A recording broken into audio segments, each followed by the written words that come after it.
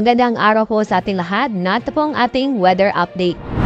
Ngayong araw, asahan po ang maliwas sa panahon sa Luzon, kung saan makakaranas po tayo ng bahagyang maulap hanggang sa maulap ang kalangitan. Pero may tsansa pa rin po ng mga isolated na mga pagulan dahil sa thunderstorm. Dito sa Metro Manila, mataas ang temperatura may tatala ngayong araw na aabot ng 34 degrees Celsius.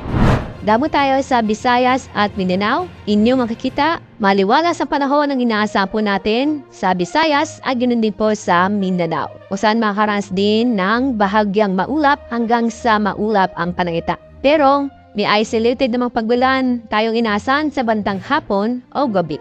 Pong low pressure area ay tuloy po nalusap kahapon at yung epekto na ITCZ ay tuloy po humina at hindi na ito nakakapekto sa bansa. Easterlist po ang nakakapekto sa ating bansa, kaya ngayong araw ay maaakasa po tayo ng maliwalas ang panahon. Itong easterlist ay magpapatuloy ng epekto nito bukas, Sabado at Linggo. Sa mga tatanong kung may nasa po tayong low pressure area o bagyo sa susunod na 3 araw, sa nakitong namin, wala po tayong inaasahan na low pressure area o bagyo sa Dagat Pasipiko na maaaring makakapekto sa ating bansa.